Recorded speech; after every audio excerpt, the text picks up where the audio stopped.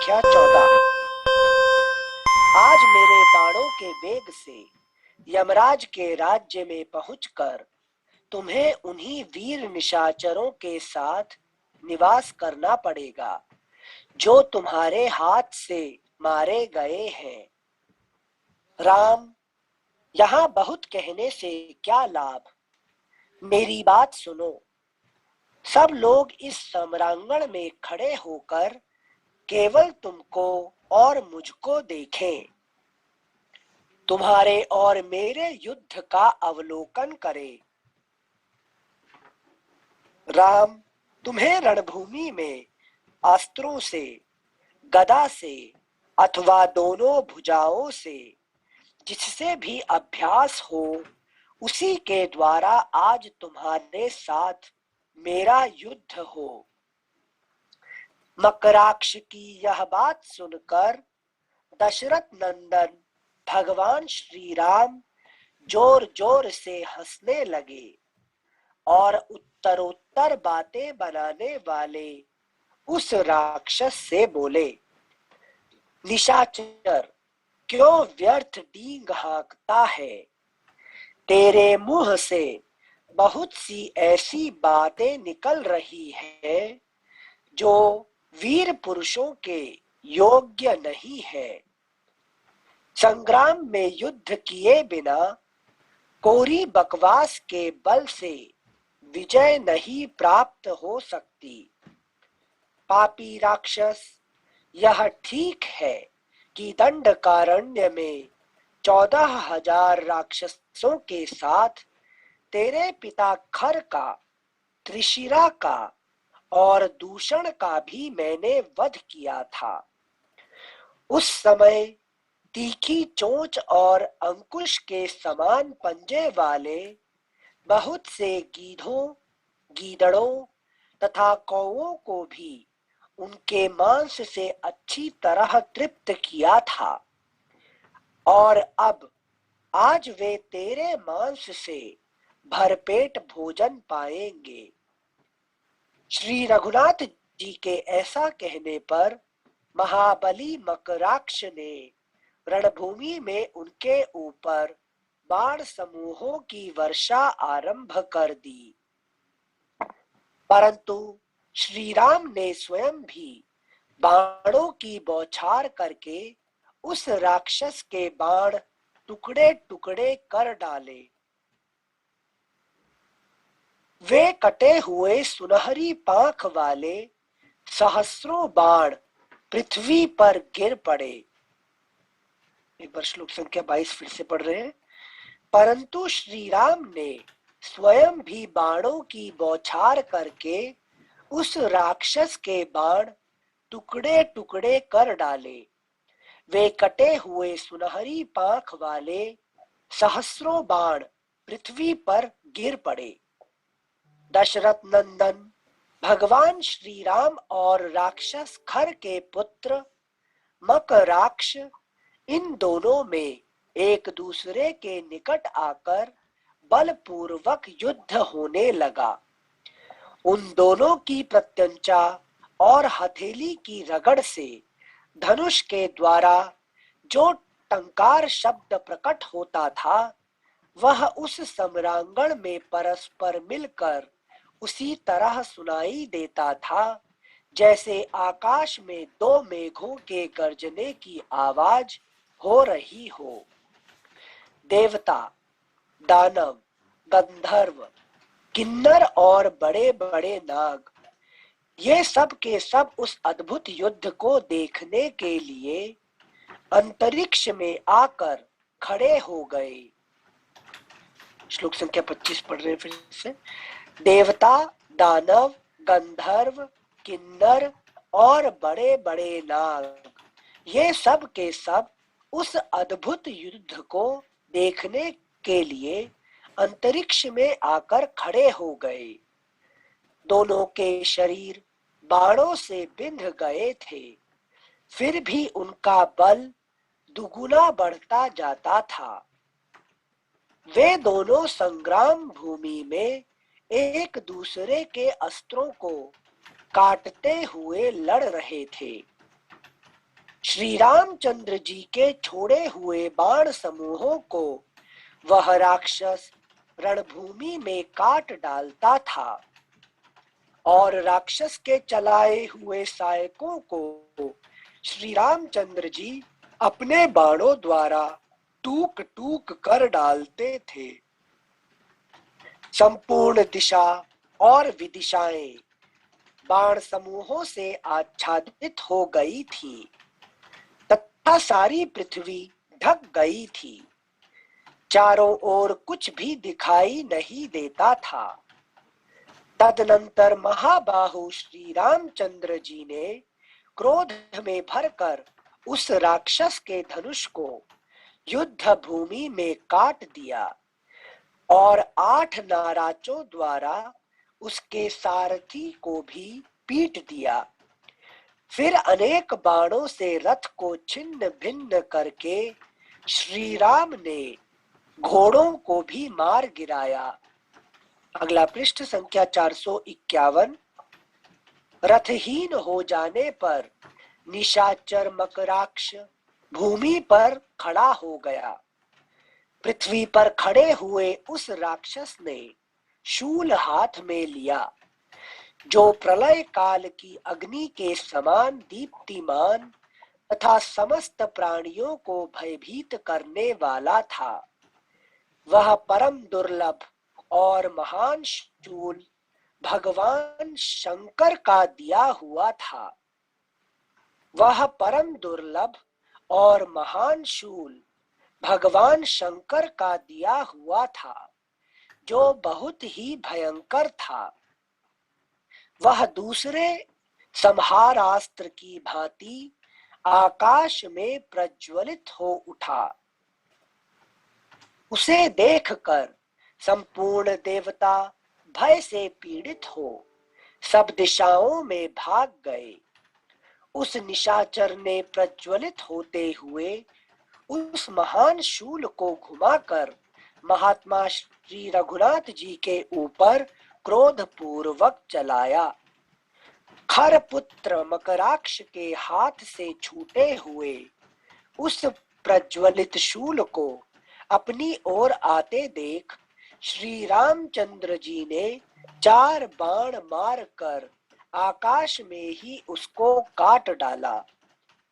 दिव्य सुवर्ण से विभूषित वह शूल श्री राम के बाणों से खंडित हो अनेक टुकड़ों में बट गया और बड़ी भारी उल्का के समान भूतल पर बिखर गया।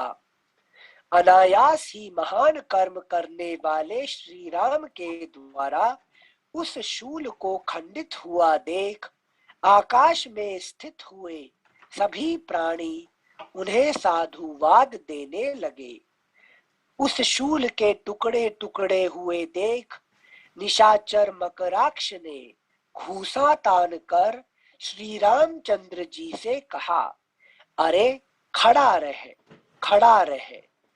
उसे आक्रमण करते देख श्री रामचंद्र जी ने हंसकर अपने धनुष पर आग्नेयास्त्र का संधान किया। उसे आक्रमण करते देख श्री रामचंद्र जी ने हंसकर अपने धनुष पर आग्नेयास्त्र का संधान किया और उस अस्त्र के द्वारा उन्होंने रणभूमि में तत्काल उस राक्षस पर प्रहार किया। बाण के आघात से राक्षस का हृदय विदीर्ण हो गया, अतः वह गिरा और मर गया। मकराक्ष का धराशायी होना देख वे सब राक्षस श्री रामचंद्र जी के बाणों के भय से व्याकुल हो लंका में ही भाग गए। देवताओं ने देखा जैसे वज्र का मारा हुआ पर्वत बिखर जाता है, उसी प्रकार खर का पुत्र निशाचर मकराक्ष दशरथ कुमार श्री रामचंद्र जी के बाणों के वेग से मार डाला गया। इससे उन्हें बड़ी प्रसन्नता हुई। इस प्रकार श्री वाल्मीकि निर्मित आर्ष रामायण आदि काव्य के युद्ध कांड में 79वां सर्ग पूरा हुआ। सिंसे सिंसे मकराक्ष, जैसे पिछली क्लास में बताए थे, ये कामदेव का वाहन बताए थे ना, तो इसको हम कामदेव के वाहन या काम के रूप में ही समझेंगे यहाँ पर। और युद्ध यहाँ पर काम और ज्ञान का हो रहा है क्या, वो समझ नहीं पा रहे थे हम। देखिए, ये जो काम जब जिंदगी में आता है तो हमें क्या मिलता है, उससे फल क्या मिलता है? काम जब आता है तो हम कर्म में लग जाते हैं सिंसे, रजस। हाँ, तो कर्म लगेंगे तो क्या होता है आखिर में? कर्म फल मिलता है, कर्म फल की प्राप्ति। उसका वहां से ट्रबल शुरू होता है, ठीक है ना। जब हम अच्छा। जब काम में लग जाते हैं, उसका मतलब वहां से ट्रबल शुरू हुआ है, ठीक है ना। तो प्रॉब्लम, ट्रबल जब एक आता है तो फिर इसको क्या कंटिन्यू करता है, उसका कभी खत्म नहीं होता है। इसीलिए देखिए, अभी जब मकराक्ष आया तो बाकी सब कहाँ गए? सब चले गए, है कि नहीं? कोई नहीं रखा, है कि नहीं? सिर्फ ये क्या कहते हैं, राम जी उसको मार डील कर सके, और सकते कोई हैं। नहीं कर सकता है। क्यों? सब लोग डरते हैं ट्रबल से, है कि नहीं। तो ये राम जी का क्या स्पेशलिटी क्या है यहाँ पे? राम जी का ये देखिए 36 नंबर, देखिए 36 नंबर खुद दोबारा पढ़िए ऊपर से। हाँ संजय, 36 नंबर, श्लोक संख्या 36। हाँ हाँ हाँ हाँ हाँ। अनायास ही महान कर्म करने वाले श्री राम के द्वारा। देखिए यहाँ पे निवास इतना ही, देखिए अनायास ही महान कर्म करने वाले श्री राम, इसका अर्थ क्या हुआ? जैसे मतलब वो कर्म तो इतना ग्रेट कर्म करते हैं जिससे ग्रेटेस्ट एक्शन है ही नहीं, बट बिना किसी प्रयास के, अनायास ही, no effort, no intention, no outcome. Effortlessly कर्म कैसे करते हैं? Just effortlessly. डू। कोई एफर्ट करना, कोई जो मनुष्य के जो हम जो कर्म करते हैं, है कि नहीं। तो कोई पूछता है आपका काम कैसे रहा आज? अरे बहुत मुश्किल रहा, बहुत कुछ मेहनत करना पड़ा, बहुत कुछ करना। फिर उसका मतलब इन्वॉल्व है उसमें। आपको, हाँ, ये नहीं हुआ है कि नहीं। कोई भी जो बड़े आदमी होते हैं उनका काम, बिल गेट्स जैसे, उसको कोई भी कहता है नहीं मैं बहुत मेहनत करके मैंने किया, नहीं। जो अनायास काम करता है वही बड़ा आदमी बन सकता है। बड़ा बनने के लिए क्या है? डोंट मेक मच एफर्ट, है कि नहीं। बस अनायास ये शब्द जो है, तो राम जी जो उसको मकराक्ष को मारे हैं, कि जो कुछ किए हैं वो क्या है? अनायास, कोई ज्यादा प्रयास नहीं किए उन्होंने, है कि नहीं। तो यही secret of the all action, समझ में आपको? आप सीक्रेट बोले, मतलब कर्म कर रहे हो विदाउट एफर्ट के। हाँ, जब अपने एफर्ट शुरू कर दिया तो फिर उसका मतलब ट्रबल आप आ गए। गया। Trouble begins the moment action. अच्छा अच्छा अच्छा अच्छा, ये समझ में आया बात को? जैसे बहुत गूढ़ है। जैसे कर्म करना, जैसे आप बोलते हैं ना, कॉन्शियस एक्शन इज इम्पोर्टेंट। वहां कॉन्शियस मतलब इन्वॉल्व होंगे, कॉन्शियसली करेंगे, तो उसके लिए तो खुद को इन्वॉल्व करना पड़ेगा ना। 渡さんいますか？はい、います。わからない、わからない。Okay, try to explain. Try to explain. The secret of success is not to make effort. Then how will you be successful? If you do karma anayase easily, So then तो यहाँ पे देखिए, यहाँ पे problem ये क्या है कि आप आयास, एफर्ट, आयास कहाँ लगाना पड़ेगा, है कि नहीं? धर्म के लिए, ज्ञान के लिए नहीं, धर्म के लिए, ज्ञान के लिए। इसके लिए क्या करना पड़ेगा? आयास करना पड़ेगा, है कि इसके लिए आपको एफर्ट करना पड़ेगा। प्रयास नहीं तो करना पड़ेगा। हाँ, प्रयास नहीं करेंगे तो आपका काम सक्सेसफुल नहीं होगा, ठीक है ना। मगर साधारण जो हम लोग जो जिंदगी जीने के लिए जो कर्म है, वो क्या है? कोई एफर्ट डालना जरूरी नहीं है। क्यों डालना जरूरी नहीं है? क्योंकि प्रारब्ध है, वो तो होगा ही एक्शन। हाँ, वो तो होगा ही होगा, जो होगा वही होगा। It is 100% decided. अब प्रयास क्या करना है कि नहीं? प्रयास करना मतलब ट्रबल को आपको बुलाना। ट्रबल को बुलाना है कि नहीं भाई, मैंने इतने इतने है कि नहीं, मैं वहां उसको मिला है, उतने इतने ये किया वो किया वो किया वो किया, है कि नहीं। तो इतने जो है कि नहीं, यही प्रॉब्लम हो खड़ा करता है। आपने प्रयास कर दिया, बहुत कुछ प्रयास किया, है कि नहीं, इसको करने के लिए मुझे बहुत कुछ पापड़ बेलना पड़ा, उसका मतलब आपने गलत कर दिया। कोई प्रयास करना जरूरी नहीं है। तो इससे आपका सारे कर्म, जिंदगी का सारे कर्म हो ही जाएगा। यही इसका देखिए, यहीं पे दोबारा पढ़िए उसको, 36 नंबर। Thank you sensei. श्लोक संख्या 36।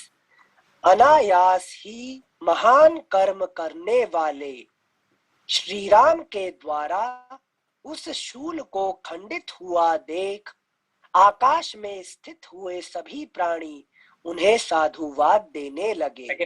तो सभी के लिए क्या था, ये देखिए सभी लोग क्यों देखने के लिए आ गए अभी यहाँ पे, जैसे यहाँ शिव से कौन जी कौन का आया शूल, देखने के लिए, यहाँ से कौन कौन देखने के लिए आए हैं, ये जैसे पूरा देवता आगे, गंधर्व देवता, गंधर्व आगे, ऋषि मुनि आगे, ये सब लाइन लगे हुए। क्यों लाइन लगे हुए यहाँ पे, सबके लिए ट्रबल जो है ना बड़ा प्रॉब्लम है, ये है कि नहीं। जब ट्रबल आता है सबके लिए आता है और सब लोग भागते हैं, है कि नहीं। जब ये आया, क्या नाम, मकराक्ष आया, तो सब भागे, कोई नहीं रुका। तब तक तो ढींग मार रहा था कौन, ये हाँ। तो एक एक बोल रहे थे, है कि नहीं, आओ मेरे से लड़ो, मैं ये करूंगा वो करूंगा, है कि नहीं। हाँ। ये सुग्रीव ने बोल रहा था, अब कहां चला हाँ। गया सुग्रीव, चुप चुप गया, गया, है कि नहीं। क्यों, ट्रबल आ जाएगा आयास, लाइफ में। आयास करना पड़ेगा, है कि नहीं। ये आयास जरूरत नहीं है, एफर्ट जरूरत नहीं है। तो भगवान राम का क्या स्पेशलिटी है कि बिना आयास से उन्होंने काम किए और उसको खत्म कर दिए, है कि नहीं। ठीक है। हाँ sensei, thank you sensei. Sensei यहाँ पर बिना आयास के और conscious action, these are two different things ना। नहीं कॉन्शियस, यहाँ पे देखिए, जितने हमारा जिंदगी में कर्म आता है, कौन सा कर्म, जहाँ पे पैसा कमाना होता है, ये होता है कि फैमिली मैटर होता है, ये होता है, जस्ट, है कि नहीं। फैमिली में कुछ प्रॉब्लम आ रहे हैं तो क्या करोगे, आने दो, अपने आप आके चला जाएगा, अपने आप आएगा और जाएगा, है कि नहीं। जिसको जो करना हो वो कहेगा ना, मैं ये नहीं करूंगा, वो नहीं करूंगा, मैं ये नहीं खाऊंगा, वो जो भाई ठीक है भाई, जो जस्ट अनायास, क्योंकि जो होने वाला हो ही जाएगा। आप उससे क्यों आप लड़ रहे हैं, आप उसको, है कि नहीं। जो कंपनी में बात होने वाला है, जो आपका कर्म क्षेत्र में होने वाला है, जो आपका बॉस जो कहेगा, बस जस्ट लिसन, है कि नहीं। बस चुपचाप सुनते रहो और आपने आया जाएगा, काम खत्म, ठीक है ना। उसको एफर्ट डालने का अर्थ होता क्या है, ट्रबल को बुलाना, ट्रबल को बुलाना, है कि नहीं। थैंक यू कभी सेंसे। किसी की ऐसी जगह पे ट्रबल को मत बुलाना, है कि नहीं। हाँ हाँ हाँ हाँ। सेंसे इसका उल्टा भी वैलिड होगा क्या, कि अगर हम जब ज्यादा ही इसमें प्रयास डाल रहे हैं, इसका मतलब हम ट्रबल को अपना बुला रहे हैं, नहीं प्रयास कर रहे हैं, उसका मतलब कि, है कि नहीं। अभी देखो दोनों लड़ रहे थे, मैंने बहुत कुछ कोशिश किया कि उसको मैंने ये करने के लिए, तो उसका मतलब ये प्रॉब्लम है भाई, जो होगा वही होगा। उसको धीरे धीरे धीरे उसको ज्ञान, जरूर उसके ज्ञान की बात करो, उसके ये की बात करो, जरूर इसको शास्त्र की बात करो, है कि नहीं। जो होगा वही होगा, अनायास। यही है राम जी का, यही स्पेशलिटी है यहाँ पे, है कि नहीं। जो जिसको देखने के लिए सारे ऋषि महर्षि गंधर्व देवता सब लोग आए थे देखने के लिए, भाई राम जी इसको कैसे टैकल करते हैं, है कि नहीं। बस इन्होंने अनायास महान कर्म करने वाले, अनायास, ठीक है ना, ये सीक्रेट। सेंसे एक और चीज बता दीजिए, श्लोक संख्या 27 में जब ये युद्ध चालू हुआ मकराक्ष के साथ, तो राम जी के जो अस्त्र शस्त्र चला रहे वो ये काट डाल रहा है मकराक्ष भी, उसके पास इतनी शक्ति कैसे कि वो ज्ञान की शक्ति को भी। ट्रबल नहीं, trouble, again the problem never comes alone. एक आप जानते सुनते कि नहीं, सुना कि नहीं बने, problem never comes alone, it comes always with family, है फैमिली एंड फ्रेंड्स। नहीं फैमिली एंड फ्रेंड्स, है कि नहीं। कोई भी प्रॉब्लम अकेला का नहीं आता है, वो अपना, है कि नहीं, फैमिली और दोस्त को साथ में लेके आता है कि नहीं। तो ऐसे ही अब आता है तो आपको ये करेगा, बस चुपचाप उसको, है कि नहीं, देखते रहो, वो अपने आप जो है अपना कर्म करते रहो, फिर धीरे धीरे धीरे धीरे खत्म हो जाएगा, ठीक है ना। Thank you sensei. प्रणाम सेंसे। प्रणाम। आयासम, हम लोग तेलुगु में एक वर्ड है आयासम। आयासम means I can not breathe well, it's so difficult, I am so tired, तो आयासम। सो ये कोई लिंक है क्या? नहीं। हाँ, मतलब when you are making much effort, that is also ayasam, is also called ayasam. Ayasam मतलब some effort, some, कुछ कुछ कर रहे हैं है कि नहीं, हम्म, जिसको एफोर्ड कर रहे हैं, जिसकी वजह से आपको इतने ये आ रहे हैं, ठीक है ना। जी, for example, when we climb a mountain like Tirupati, बस बस बस बस बस we वही say same that, same. oh, I have got lot of ISM. ISM is like lot of, I have used lot of breath. That means effort. Effort, lots of effort हमने लगा दिया, ठीक है ना। Mhm. So when you are doing karma, then that means like normal everyday karmas, like Shri Ramachandra, we have to enjoy the karma, right? Like easily, without effortlessly. तो उसको हमें कैसे कर्म करना पड़ेगा, है इसको कर्म Effortless. योग के हिसाब से, एफर्टलेसली कर्म योग से, है कि नहीं। बस जो आ रहे हैं, क्योंकि क्या रिजल्ट मिलेगा, जो हमारे नसीब में वही प्रारब्ध मिलेगा, में है। है कि प्रारब्ध है। फिर अपना क्यों अपना टाइम एनर्जी अपना ये लगाना उसमें से, ठीक है ना।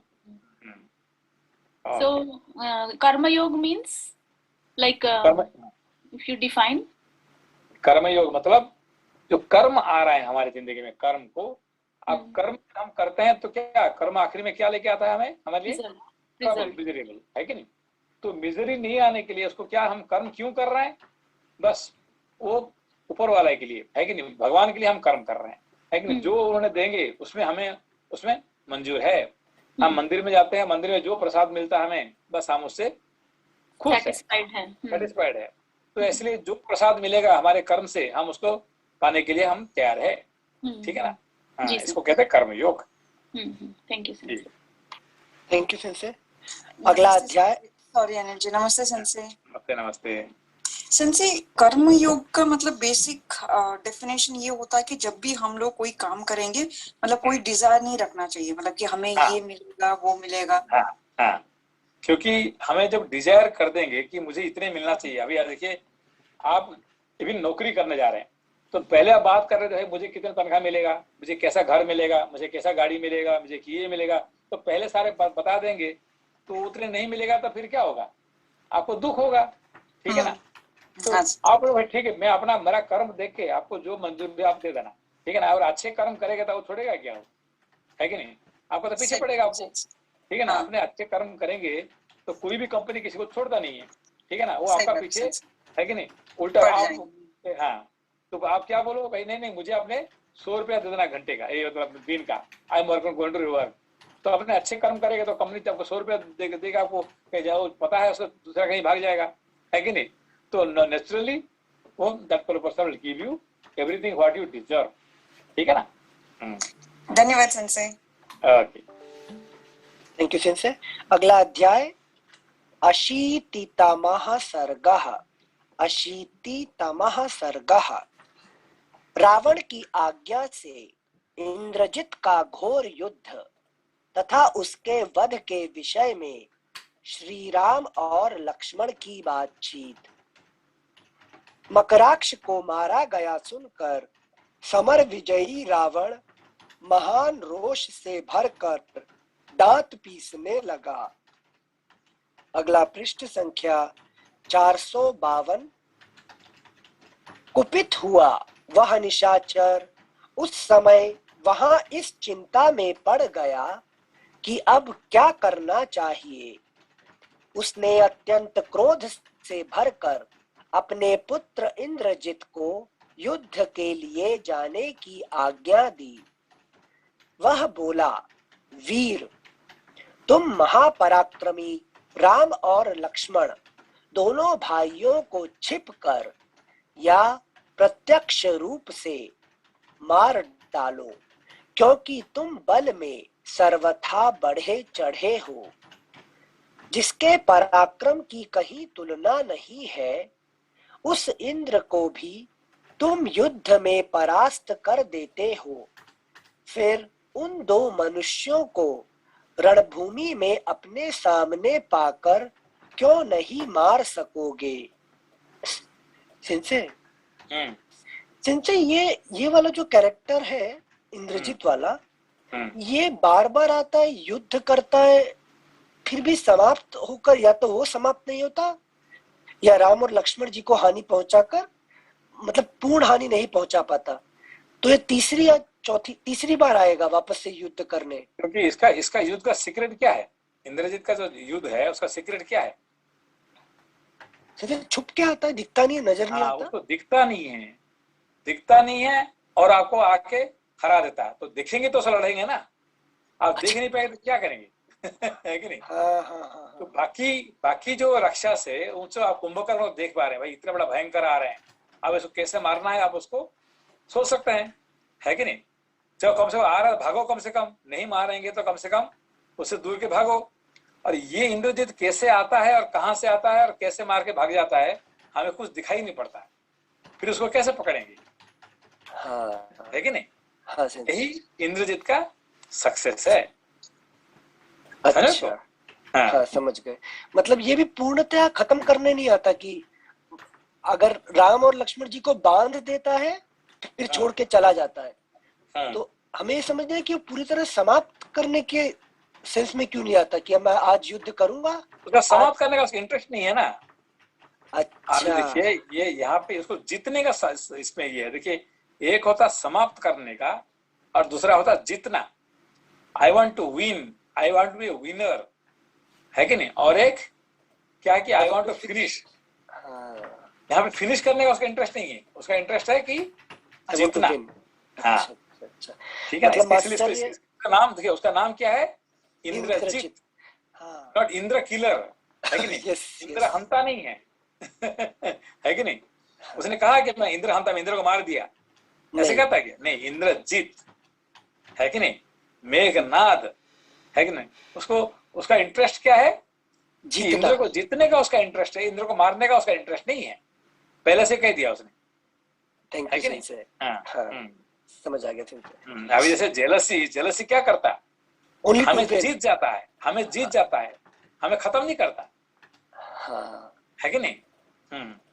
I am jealous about you, तो उससे क्या क्या दूसरे कोई आप नहीं मरते ना, मैं नहीं मरता हूँ, है कि नहीं?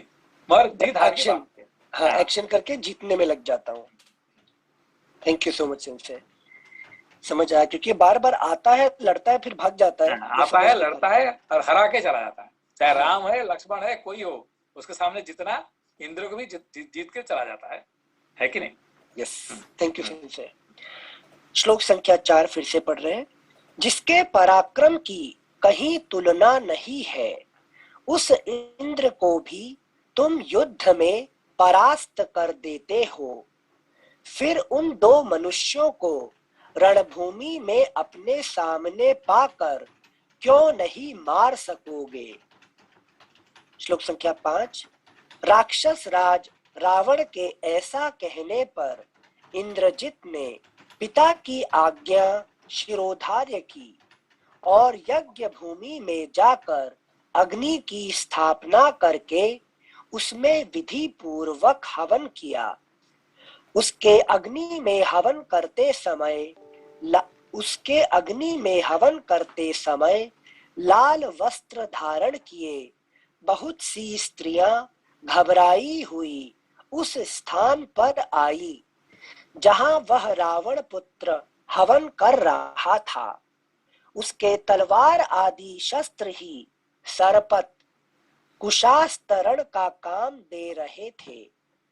बहेड़े की लकड़ी समिधा थी, लाल वस्त्र और लोहे का स्त्रुवा, ये सब वस्तुएं उपयोग में लाई गई थी। उसने तोमर सहित शस्त्र रूपी सरपत अग्नि के चारों ओर बिछा दिए। उसके बाद काले रंग के जीवित बकरे का गला पकड़कर उसे अग्नि में होम दिया। एक ही बार किए गए उस होम से अग्नि प्रज्वलित हो उठी, उसमें धुआं नहीं था और बड़ी बड़ी लपटें उठ रही थी। उस अग्नि में वे सभी चिन्ह प्रकट हुए जो विजय की सूचना देते थे। उस समय तपाए हुए सुवर्ण के समान कांतिमान अग्निदेव ने स्वयं प्रकट होकर हविष्य ग्रहण किया। उनकी ज्वाला दक्षिणावर्त होकर निकल रही थी। अग्नि में आहुति दे आभिचारिक यज्ञ संबंधी देवता, दानव तथा राक्षसों को तृप्त करने के पश्चात इंद्रजित अंतर्धान होने की शक्ति से संपन्न सुंदर रथ पर आरूढ़ हुआ। श्लोक संख्या 11 फिर से पढ़ रहे हैं। अग्नि में आहुति दे आभिचारिक यज्ञ संबंधी देवता, दानव तथा राक्षसों को तृप्त करने के पश्चात इंद्रजित अंतर्धान होने की शक्ति से संपन्न सुंदर रथ पर आरूढ़ हुआ। 4 घोड़ों, पैने बाणों तथा अपने भीतर रखे हुए विशाल धनुष से युक्त वह उत्तम रथ बड़ी शोभा पा रहा था। उसके सब सामान सोने के बने हुए थे, अतः वह रथ अपने स्वरूप से प्रज्वलित सा जान पड़ता था। उसमें मृग, अर्धचंद्र और पूर्ण चंद्र अंकित किए गए थे, जिनसे उसकी सजावट आकर्षक दिखाई देती थी। इंद्रजित का ध्वज प्रज्वलित अग्नि के समान देदीप्यमान था। उसमें सोने के बड़े बड़े कड़े पहनाए गए थे और उसे नीलम से अलंकृत किया गया था।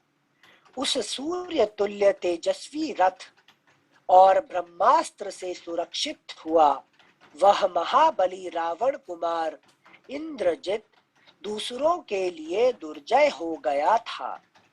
समर विजयी इंद्रजित नगर से निकलकर निवृत्ति देवता संबंधी मंत्रों से अग्नि में आहुति दे अंतर्धान की शक्ति से संपन्न हो इस प्रकार बोला। जो व्यर्थ ही वन में आए हैं अथवा झूठे ही तपस्वी का बाना धारण किए हुए हैं, उन दोनों भाई राम और लक्ष्मण को आज रणभूमि में मार कर मैं अपने पिता रावण को उत्कृष्ट जय प्रदान करूंगा। अगला पृष्ठ संख्या 453, श्लोक संख्या 18।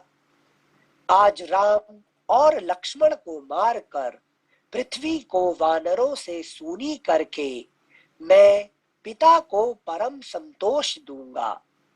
ऐसा कहकर वह अदृश्य हो गया। तत्पश्चात दशमुख रावण से प्रेरित हो इंद्र शत्रु इंद्रजित कुपित हो। अबे नमस्ते सिंसी। नमस्ते नमस्ते। सिंसी, इंद्रजीत ने लास्ट टाइम भी युद्ध के लिए शुरू करने के पहले ये हवन किया था एक, और अभी भी उसने युद्ध भूमि में जाके जो है वो सीधे हवन शुरू कर दिया। तो इससे ये कुछ इमीडिएटली कुछ प्रभाव डालता है क्या? ये इसका जो तरीका है करने का, ये थोड़ा समझ नहीं आ रहा है। तो जो हम लोग जो हवन करते हैं ना जी, तो हवन जो करते हैं, जो यज्ञ करते हैं, उस यज्ञ में आप किसको आहुति देते हैं, किसको बुलाते हैं, लेकिन उसका देवता कौन है, उसका ऋषि कौन है, उसका ये सब डिपेंड करता है कि आप क्या चाहते हैं, है कि नहीं। हर यज्ञ में हर चीज का नहीं है, उसका अलग अलग हमें मिलता है, अलग अलग चीज। समझ में आपका भैया, है कि नहीं। अभी इन्होंने किसको आहुति दिया? अग्नि में ही आहुति, तो अग्नि में ही दिया है उन्होंने। हाँ, अग्नि तो दिया है, पर अभी जैसे कि अग्नि में आप क्या बोलते हैं? ओम इंद्राय स्वाहा इदम इंद्राय इदम नमः, ओम अग्नये स्वाहा इदम अग्नये इदम नमः, है कि नहीं। हम जो ये करते हैं, अभी इसने किसको स्वाहा का किया? क्या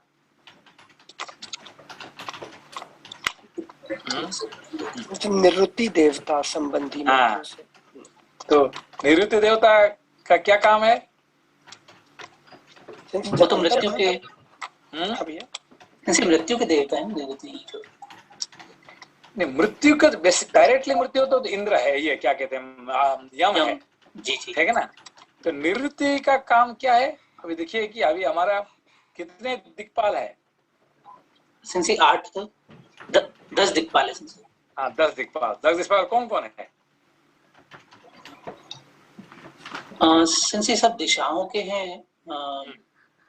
जैसे इंद्र जो है वो पूर्व दिशा के हैं, और वरुण देव हैं, यम,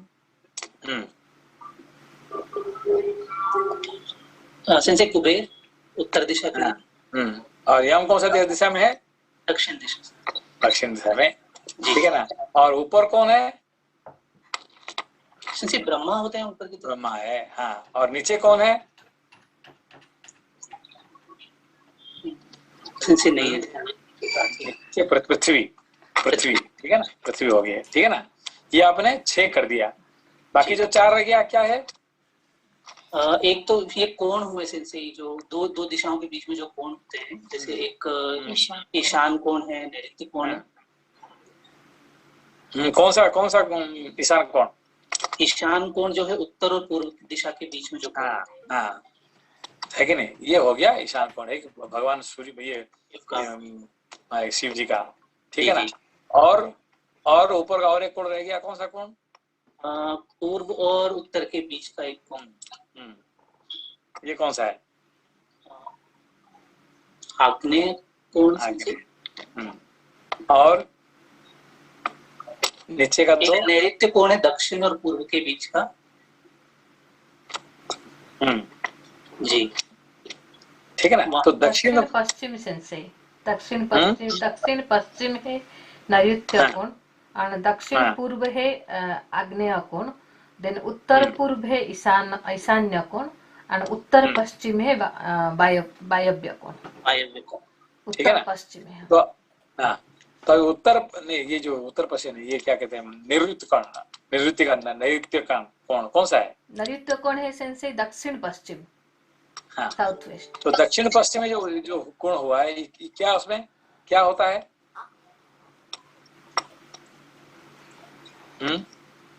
सेंसे नहीं पता है। वल्लभा जी, क्या है दक्षिण पश्चिम में? सेंसे क्या है दक्षिण पश्चिम में? ये दक्षिण क्या है? मृत्यु हो गया।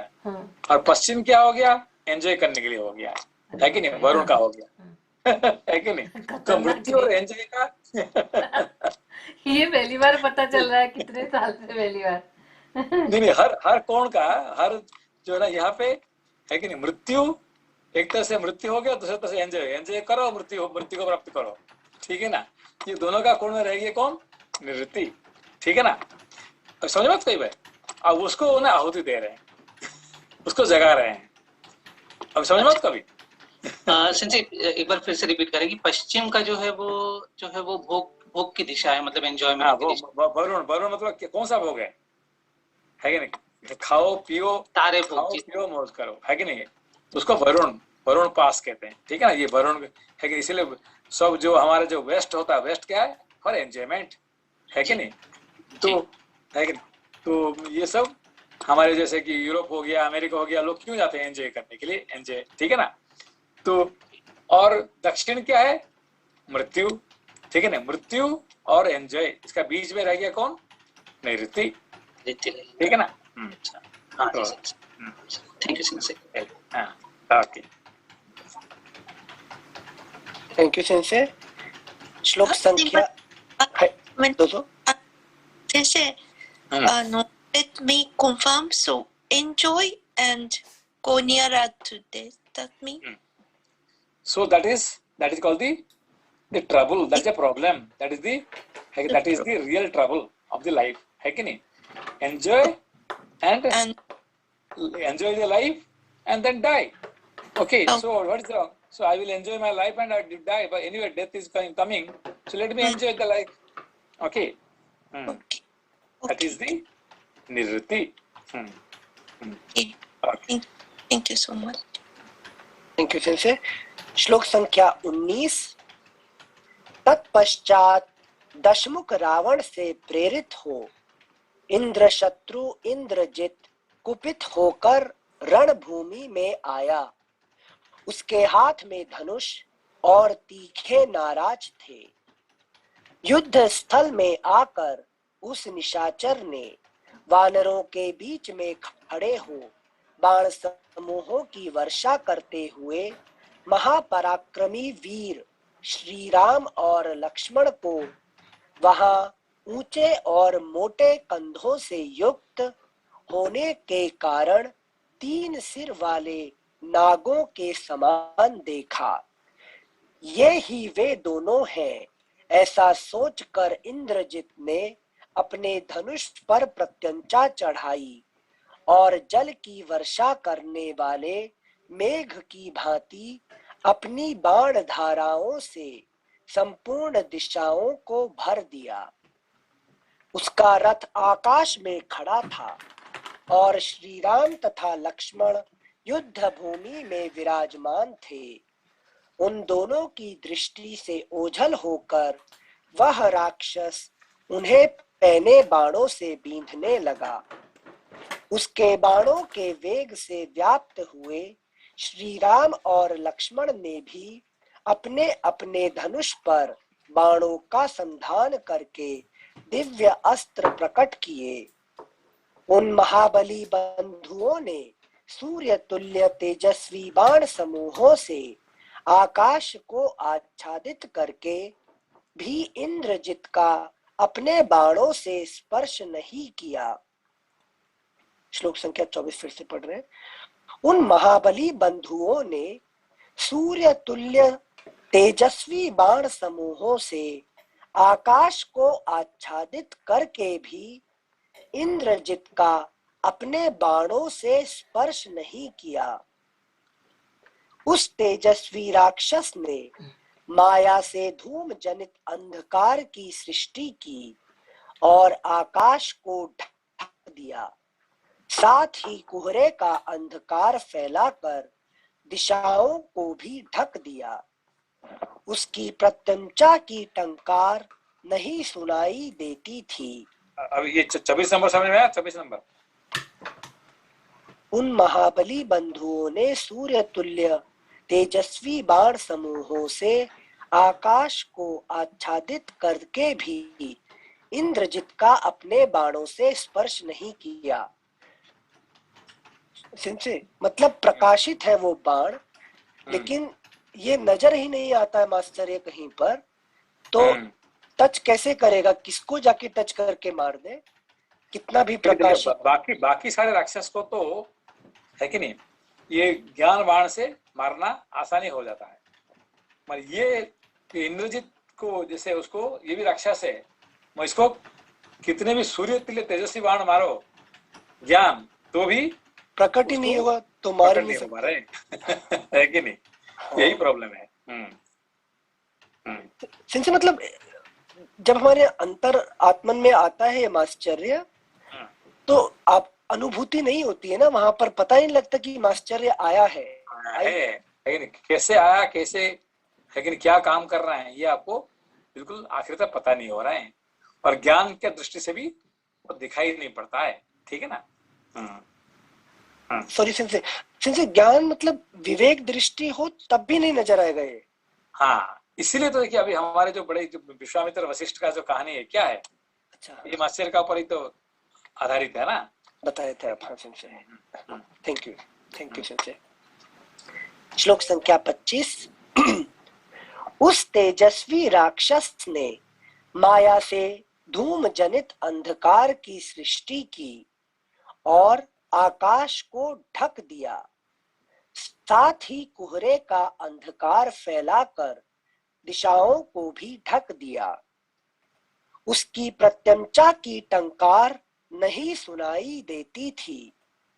पहियों की घरघराहट तथा घोड़ों की टाप की आवाज भी कानों में नहीं पड़ती थी, और सब ओर विचरते हुए उस राक्षस का रूप भी दृष्टिगोचर नहीं होता था।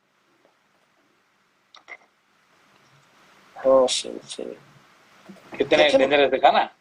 संजय में सोच रहे जब दुश्मन नजर ही नहीं आया तो खत्म कैसे करोगे? कितना करोगे, है कि नहीं? वही कितने भी लाइट, सूर्य जैसे लाइट का भी उसको प्रकाश नहीं कर पा रहे हैं, है कि नहीं? बाकी तो छोड़ो। Thank you Sanjay. श्लोक संख्या 27। महाबाहु इंद्रजित उस घने अंधकार में जहां दृष्टि काम नहीं करती थी, पत्थरों की अद्भुत वृष्टि के समान नाराज नामक बाणों की वर्षा करने लगा। सम्रांगण में कुपित हुए उस रावण कुमार ने वरदान में प्राप्त हुए सूर्य तुल्य तेजस्वी बाणों द्वारा श्री रामचंद्र जी के संपूर्ण अंगों में घाव कर दिया। जैसे दो पर्वतों पर जल की धाराएं बरस रही हो। जल देखिए, अभी फॉर एग्जाम्पल आप गाड़ी चला रहे हैं, ठीक है ना, तो एक आदमी दूसरा आपका दाहिने तरफ से एक गाड़ी स्पीड से भागा, ओवरटेक तो आपको किया। क्या होता है? आपको ओवरटेक कर दिया, हाँ, तो क्या होता है आपको? दुश्मन आ गया जिनसे। है कि अब नहीं? जब अरे हमने ओवरटेक, तब तक तो आप आराम से जा रहे थे, आपको हमने ओवरटेक कर दिया, उसका मतलब क्या होता है? तुरंत आश्चर्य जन्म ले तो लेता है। आपको पता चलता है कि आपका अंदर में ये शुरू कर दिया उसने दे दिया ऐसे, अरे ये मेरे से ओवरटेक कर दिया, हाँ मैं उसको दिखाता हूँ उसको, ठीक है ना। बस आपको पता नहीं चल रहा क्या, तब तक आप आनंद से मंत्र बोल बोल के अब है कि नहीं, पूरा पूरा है कि नहीं, महामृत्युंजय मंत्र पाठ करके आराम से जा रहे थे, बस उसने आया और आपको जगा दिया, ठीक है ना।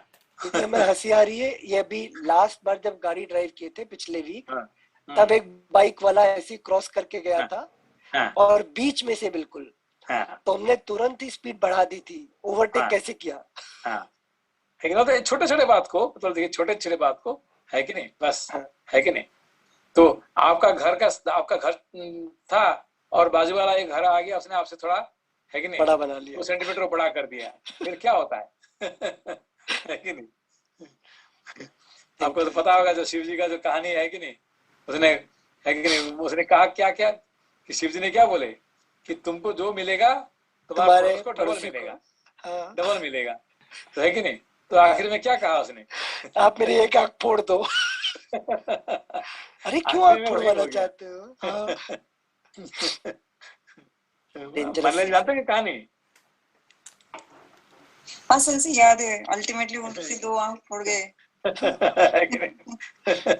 नहीं मनीला जी, 2 आंखें फोड़ना इम्पोर्टेंट नहीं था, उनका गोल था मैं मर जाऊं तो भी ठीक है, पर पड़ोसी का नुकसान ज्यादा हो। करे सामने वाले का नुकसान चाहे तो खुद का ही नुकसान कर बैठे। है कि नहीं। Thank you sensei. इसको पता नहीं चलता है भाई, देखो उसने क्या चाहता है कि मेरा एक आंख फोड़े तो कोई बात, दूसरा तो दूसरा तो दो फोड़ेगा अपने आप, है कि नहीं। तो इतने से मतलब कितना तपस्या करके शिव जी को प्रसन्न किया, और मास्टर ने क्या बना दिया उसका। उसने क्या किया, देखो भाई मैंने इतने मेहनत करके मैंने शिव जी को प्रसन्न किया और ये बैठे बैठे उसको डबल मिल जाता है, ये कैसा हो गया? ये तो मैं मान नहीं सकता उसको, है कि नहीं। मेहनत मैंने किया और फल उसको मिल रहा है कि नहीं। बस हाँ। यही बात आ जाता है, ठीक है ना। Yes sensei, thank you sensei. श्लोक संख्या 28। नहीं हमने देखिए, ये हमने वहां पे ऋषिकेश में घर बनाए, ये बनाए, है कि नहीं, मगर वो संजय जना आता है और वहां पे क्या करता है, वहां पे अपना रोज वहीं पर रुक जाता है कि नहीं। हाँ। तो हमारे मन में भी जेलस आया, मैंने कहा भाई देखो घर हमने बनाया, हमने वो हमारा वहां को ये करता है, उसने गंगा जी को है रोज दर्शन कर पा रहे हैं, हम लोग दर्शन नहीं कर पा रहे हैं, ये कैसे बात होगी? हाँ। है कि नहीं। तो मैंने देखा कि रोज वो क्या करता है कि जितने बार नीचे जाता है वो हमेशा वो नमस्कार करता दर्शन। है कि नहीं, नमस्कार करता है वो, आप देखा होगा, है कि नहीं। ये देखने के बाद मैंने कहा यार ये तो हमसे बहुत ऊपर है इस मामले में, है कि नहीं।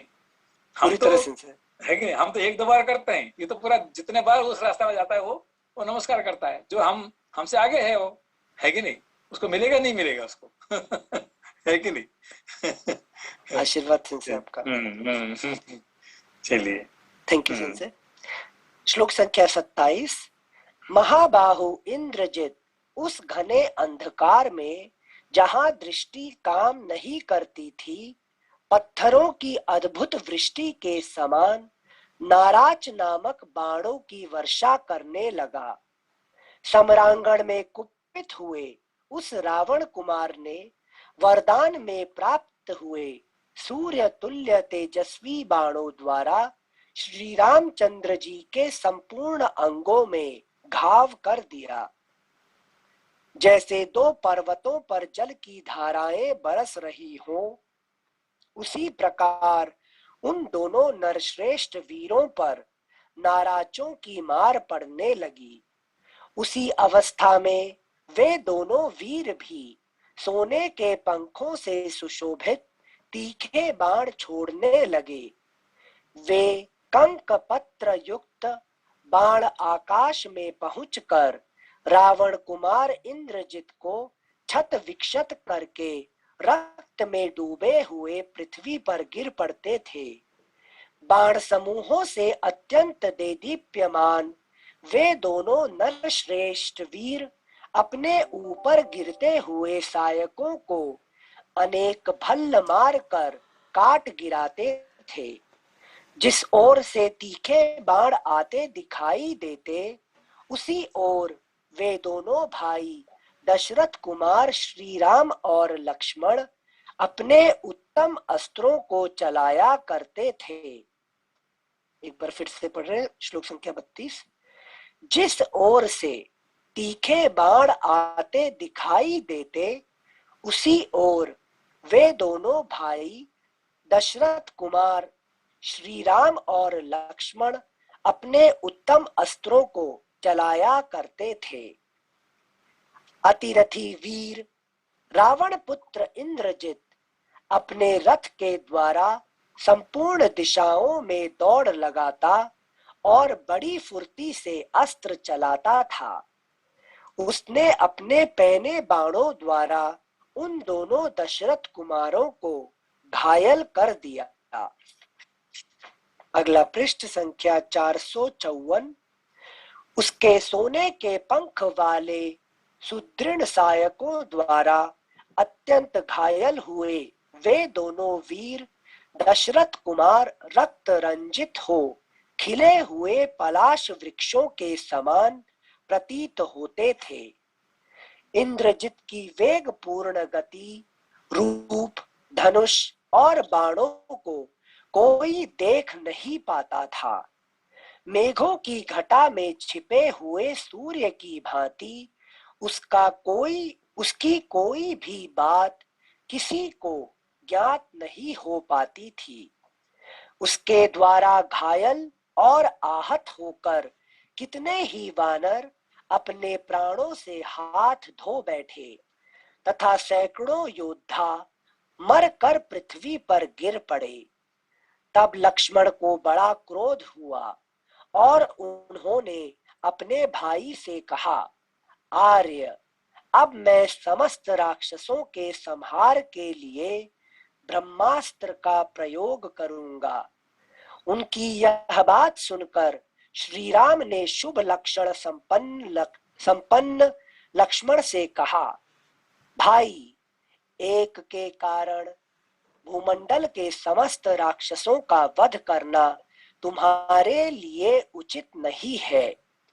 महाबाहो, जो युद्ध ना करता हो, छिपा हो, हाथ जोड़कर शरण में आया हो, युद्ध से भाग रहा हो अथवा पागल हो गया हो, ऐसे व्यक्ति को तुम्हें नहीं मारना चाहिए। अब मैं उस इंद्रजित के ही वध का प्रयत्न करता हूँ। आओ, हम लोग विषैले सर्पों की भांति भयंकर तथा अत्यंत वेगशाली अस्त्रों का प्रयोग करें। यह मायावी राक्षस बड़ा नीच है। इसने अंतर्धान शक्ति से अपने रथ को छिपा लिया है। यदि यह दिख जाए तो वानर यूथपति इस राक्षस को अवश्य मार डालो। तो इस राक्षस को यदि यह दिख जाए तो वानर यूथपति इस राक्षस को अवश्य मार डालेंगे। यदि यह पृथ्वी में समा जाए, स्वर्ग को चला जाए, रसातल में प्रवेश करे अथवा आकाश में ही स्थित रहे, तथापि इस तरह छिपे होने पर भी मेरे अस्त्रों से दग्ध होकर प्राण शून्य हो भूतल पर अवश्य गिरेगा। इस प्रकार महान अभिप्राय से युक्त वचन कहकर वानर शिरोमणियों से घिरे हुए रघुकुल के प्रमुख वीर महात्मा श्री रामचंद्र जी उस क्रूर कर्मा भयानक राक्षस का वध करने के लिए तत्काल ही इधर उधर दृष्टिपात करने लगे। इस प्रकार श्री वाल्मीकि निर्मित आर्ष रामायण आदि काव्य के युद्ध कांड में 80वां सर्ग पूरा हुआ। 81तमः सर्गः। इंद्रजित के द्वारा मायामयी सीता का वध। इंद्रजित के द्वारा मायामयी सीता का वध। महात्मा रघुनाथ जी के मनोभाव को समझकर इंद्रजित युद्ध से निवृत्त हो लंकापुरी में चला गया। वहां जाने पर एक मिनट सिंसे मतलब उसे आभास हो गया कि मैं मरने वाला हूं, तो वापस भाग गया। वो तो बार बार भागता, छुप छुप के उसने करता ना लड़ाई, तो भागता रहता, आता रहता है कि नहीं। अच्छा, मतलब गोरिल्ला युद्ध है ये इसका। हाँ, और कोई भी योद्धा जो है कभी भी जेलस को नहीं मार सकता, जीत नहीं सकता है, इसलिए उसको इंद्रजीत कहा गया।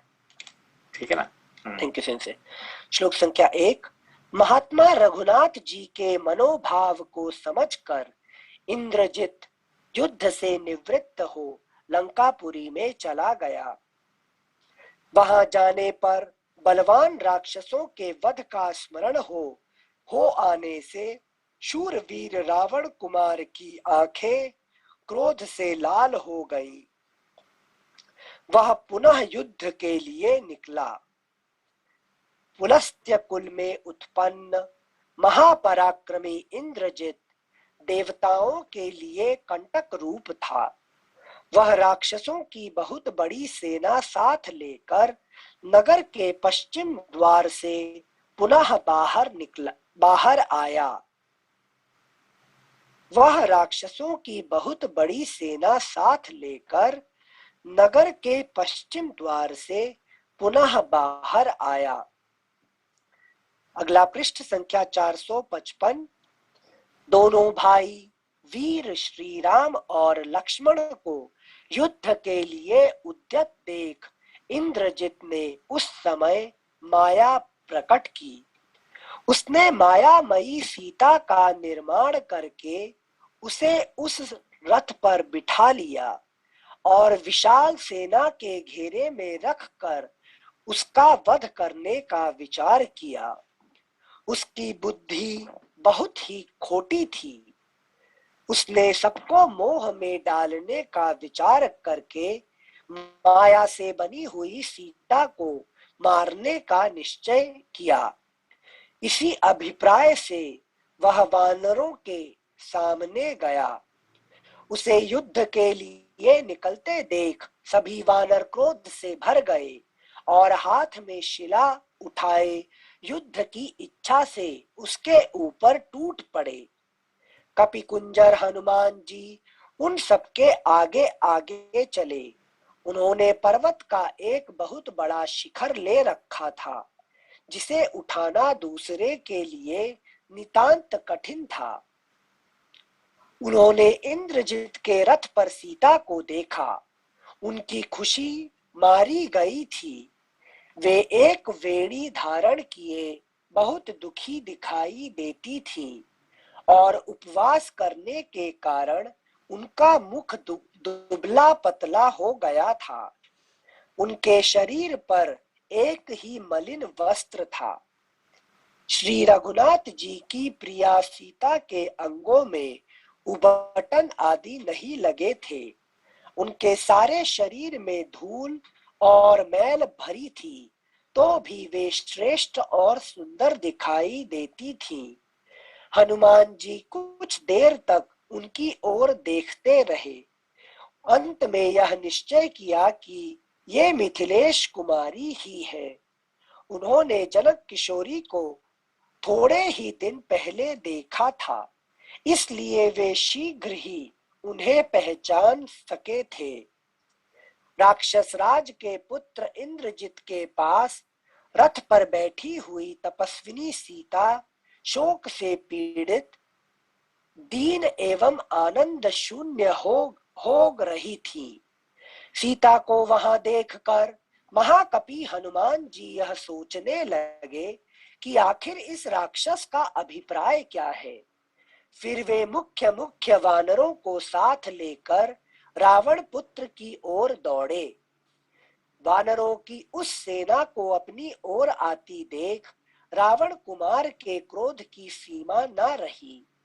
उसने तलवार को म्यान से बाहर निकाला और सीता के सिर के केश पकड़कर उन्हें घसीटा।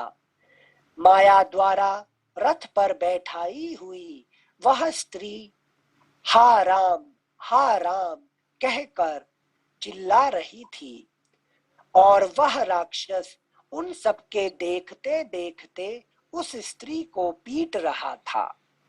सीता का केश पकड़ा गया देख हनुमान जी को बड़ा दुख हुआ। वे पवन कुमार हनुमान अपने नेत्रों से दुख जनित आंसू बहाने लगे। श्री रामचंद्र जी की सर्वांग सुंदरी प्यारी पटरानी सीता को उस अवस्था में देख हनुमान जी कुपित हो उठे और उस राक्षस राजकुमार इंद्रजित से कठोर वाणी में बोले, दुरात्मन, तू अपने विनाश के लिए ही तुला हुआ है, तभी सीता के केश का स्पर्श कर रहा है। तेरा जन्म ब्रह्मर्षियों के कुल में हुआ है, तथापि तूने राक्षस जाति के स्वभाव का ही आश्रय लिया है। अरे तेरी बुद्धि ऐसी बिगड़ी हुई है, धिक्कार है तुझ जैसे पापाचारी को। नृशंस, अनार्य, दुराचारी तथा पाप पूर्ण पराक्रम करने वाले नीच, तेरी यह करतूत नीच पुरुषों के ही योग्य है। अगला पृष्ठ संख्या 456। निर्दयी, तेरे हृदय में तनिक भी दया नहीं है। बेचारी मिथिलेश कुमारी घर से, राज्य से और श्री रामचंद्र जी के कर कमलों के आश्रय से भी बिछुड़ गई है। निष्ठुर, इन्होंने तेरा क्या अपराध किया है जो तू इन्हें इतनी निर्दयता से मार रहा है। सीता को मारकर तू अधिक काल तक किसी तरह जीवित नहीं रह सकेगा, क्योंकि सीता को मारकर तू अधिक काल तक किसी तरह जीवित नहीं रह सकेगा। वध के योग्य नीच, तू अपने पाप कर्म के कारण मेरे हाथ में पड़ गया है। अब तेरा जीना कठिन है। लोक में अपने पाप के कारण वध के योग्य माने गए जो चोर आदि है, वे भी जिन लोगों की निंदा करते हैं तथा जो स्त्री हत्यारे को ही मिलती है, तू यहाँ अपने प्राणों का परित्याग करके उन्हीं नरक लोकों में जाएगा। ऐसी बातें कहते हुए हनुमान जी अत्यंत कुपित हो शिला आदि आयुध धारण करने वाले वानर वीरों के साथ राक्षस राजकुमार पर टूट पड़े। वानरों के उस महापराक्रमी सैन्य समुदाय को आक्रमण करते देख इंद्रजित ने भयानक क्रोध वाले राक्षसों की सेना के द्वारा उसे आगे बढ़ने से रोका। फिर सहस्त्रों बाणों द्वारा उस वानर वाहिनी में हलचल मचाकर इंद्रजित ने कपि श्रेष्ठ हनुमान जी से कहा, वानर, सुग्रीव, राम और तुम सब लोग जिसके लिए यहाँ तक आए हो, उस विदेह कुमारी सीता को मैं अभी तुम्हारे देखते देखते मार डालूंगा। इसे मार कर सिंसे यहाँ पे विशेष रूप से माया से बनाई हुई सीता जी को ही क्यों बताया गया है? मतलब इंद्रजित का इंटेंशन नहीं था जो रियल में भी वो कर सकता था, रियल नहीं कर सकता ना, नहीं उसके सीता जी को उसने छूने के लिए उसके पास बल नहीं है, उसके पास है कि नहीं, ये रियल नहीं कर सकता, उसने माया का ही कर सकता है, ठीक है ना। हाँ, वास्तविक सीता जी को छूने के लिए बल नहीं है उसके पास। हाँ। अच्छा अच्छा। और सेंस की जो ये माया से जो बना रहे हैं, इसका मतलब कोई ऐसी ऐसी कोई चीज है जो नष्ट होने पे मनुष्य को कष्ट होता है, ऐसा कुछ है? नहीं, जैसे जैसे कि आपने देखिए यहाँ पे जो मैजिशियन कैसे बनाते हैं, सब कुछ बना देते कि नहीं है, आप देखिए एक कार्ड देते कि नहीं आपके सामने, अभी एक औरत को है कि नहीं, मैजिशियन क्या करता है, काटता क्या नहीं काटता, आप देखते हैं जी कि नहीं। तो ऐसे ही माया, वो तो माया भी है, मगर दिखने में आपको लगता है यार इसने बड़ा सच में उसने खून कर रहे हैं यहाँ पे, है कि नहीं, मगर वो क्या है, वो आपके सामने मैजिक कर रहे हैं, ठीक है ना, और इतने रियल हो जाता है कि आपको लग रहा है कि सच में कर रहा है, ठीक है ना। सेंसी यहाँ विशेष रूप से जो कि हनुमान जी जो है वो भी इस चीज से प्रभावित हो गए। हाँ, तो सभी ने वही, यही तो इंद्रजीत का स्पेशलिटी क्या है कि नहीं, चाहे हनुमान जी क्यों है, राम जी कहें, लक्ष्मण जी कौन है, सारे फंस जाते हैं, है कि नहीं। हाँ, ये सबको फंसाने वाला है कि नहीं। ठीक है, थैंक यू सेंसे। श्लोक संख्या 26 वानर, अच्छा श्लोक संख्या 28। बंदर, तुम जो यह कह रहे थे कि स्त्रियों को मारना नहीं चाहिए, उसके उत्तर में मुझे यह कहना है कि जिस कार्य के करने से शत्रुओं को अधिक कष्ट पहुंचे वह कर्तव्य ही माना गया है। हनुमान जी से ऐसा कहकर इंद्रजित ने स्वयं ही तेज धार वाली तलवार से उस रोती हुई मायामयी सीता पर घातक प्रहार किया। शरीर में यज्ञोपवीत धारण करने का जो स्थान है, उसी जगह से उस मायामयी सीता के 2 टुकड़े हो गए और वह स्थूल कटी प्रदेश वाली प्रियदर्शना तपस्विनी पृथ्वी पर गिर पड़ी। उस स्त्री का वध करके इंद्रजित ने हनुमान से कहा, देख लो, मैंने राम की इस प्यारी पत्नी को तलवार से काट डाला। यह रही कटी हुई विदेह राजकुमारी सीता। अब तुम लोगों का युद्ध के लिए परिश्रम व्यर्थ है। इस प्रकार स्वयं इंद्रजित विशाल खड्ग से उस मायामयी स्त्री का वध करके रथ पर बैठा बैठा बड़े हर्ष के साथ जोर जोर सिंहनाद करने लगा। पास ही खड़े हुए वानरों ने उसकी उस गर्जना को सुना। वह उस दुर्गम रथ पर बैठकर मुंह बाए विकट सिंहनाद करता था। रावण के उस पुत्र की बुद्धि बड़ी खोटी थी। रावण उसने इस प्रकार मायामयी सीता का वध करके अपने मन में बड़ी प्रसन्नता का अनुभव किया। उसे हर्ष से उत्फुल्ल देख वानर विषाद ग्रस्त हो भाग खड़े हुए। इस प्रकार श्री वाल्मीकि निर्मित आर्ष रामायण आदि काव्य के युद्ध कांड में 81वां सर्ग पूरा हुआ। ठीक है, ओके, नमस्कार। नमस्ते संजय। फिर परसों ओके, प्रणाम।